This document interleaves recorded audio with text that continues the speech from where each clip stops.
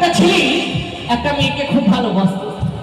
তাকে ভালোবাসার পরে সেই মেয়েটা বলছে, ওগো আমরা তো কয়েকদিন বাদ দিয়ে বিয়ে করবো, আমরা কয়েকদিন বাদ দিয়ে বিয়ে করবো, তা তুমি এক কাজ করো, তুমি বিদেশে কাজে যাও, সেখান থেকে গিয়ে কিছু টাকা পয়সা ইনকাম করে নিয়ে আসবে, সেই টাকা দিয়ে আমরা ধুমধাম করে বিয়ে করব। তা সেই ছেলেটা করেছে কি, সেই ভালোবাসার মানুষের কথা শুনে সেই ছেলেটা বিদেশে কাজে চলে গেছে। বিদেশে কাজে চলে গেছে, সেখানে ছেলেটা দিনের পর দিন কাজ করে যায়, সেই ভালোবাসার আশায়, সেই বিয়ার আশায় বাড়ি এসে বিয়ে করবে সেই আশায়। তা ছেলেটা বিদেশে দিনের পর দিন কাজ করে যায়, আর এদিকে বাড়িতে বসে বসে দেখি ভাই অন্য ছেলের সাথে ডেটিং। মানে সেই মেয়েটা বাড়িতে বসে বসে অন্য ছেলেকে ফোন করে। তার ছেলেটার মনে সন্দেহ হয়েছে, হঠাৎ করে একদিন মেয়েটাকে ফোন করছে। তা মেয়েটাকে যখনই ফোন করেছি, মেয়েটার ফোন তখনই ব্যস্ত। ছেলেটা বলছে, প্রিয়া তোমার ফোনে এত ব্যস্ত কিসে? মেয়েটা বলছে, আমার মামা ফোন করেছিল, আমার মামা ফোন করেছিল, তাই আমাদের খোঁজ নিচ্ছিল। ছেলেটার মনে আবার সন্দেহ হয়। 3-4 ঘন্টা বাদ দিয়ে আবার ছেলেটা ফোন করে, আবার মেয়েটার ফোনে 1 ঘন্টা ব্যস্ত। মেয়েটাকে ফোন করে বলছো, প্রিয়া তোমার মোবাইল এত ব্যস্ত কেন? মেয়েটা বলছে, আমার দাদা ফোন করেছিল, তোমার মনে এত সন্দেহ কিসে? তা ছেলেটার মনে সন্দেহ হয়েছে, হঠাৎ করে ওই বিদেশ থেকে টাকা পয়সা না নিয়ে ওই বিদেশ থেকে বাড়ি ফিরে এসে দেখছি ওই মেয়েটার বাড়িতে বিয়ের প্যান্ডেল বাঁধা কমপ্লিট। সেই মেয়েটা ওই ছেলেটাকে ফাঁকি দিয়ে অন্য ছেলের সাথে বিয়ে ঠিক করে ফেলেছে মেয়ের বাবা। তাই ছেলেটা মেয়েটাকে ফোন করে বলছো, প্রিয়া তোমার বাড়িতে বিয়ের প্যান্ডেল কিসে?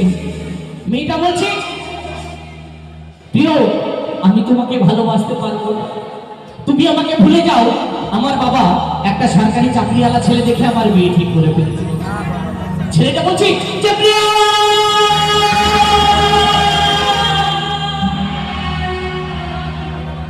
প্রিয়া আমি তো তোমার জন্য গিয়েছিলাম বিদেশে কাজ করতে, আর তুমি আমাকে ফাঁকি দিয়ে চলে যাচ্ছ অন্যজনের ঘরে সংসার বাঁধতে। আমার কি অপরাধ ছিল প্রিয়া? আমি তো তোমার জন্য গিয়েছিলাম বিদেশে কাজ করতে, আমি না হয় সরকারি চাকরিটা করতে পারিনি, তাই বলে কি আমার ভালোবাসার কোনো মূল্য নেই?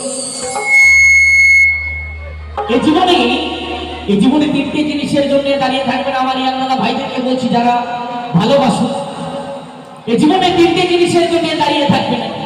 এক হচ্ছে বাস, মানে দেখবেন ঘন্টার পর ঘন্টা আসতে থাকবে। 2 নম্বর হচ্ছে ট্রেন, 1 ঘন্টা বাদে আবার একটা আসবে, আর 1 ঘন্টা বাদে আর একটা আসবে। আর এই 3 নম্বর হচ্ছে যে মানুষ, একটা যাবে একটা আসবে। এরা ভালোবাসতে যতটা টাইম লাগে থাকতে তার অর্ধেক টাইম লাগে না, তাই না?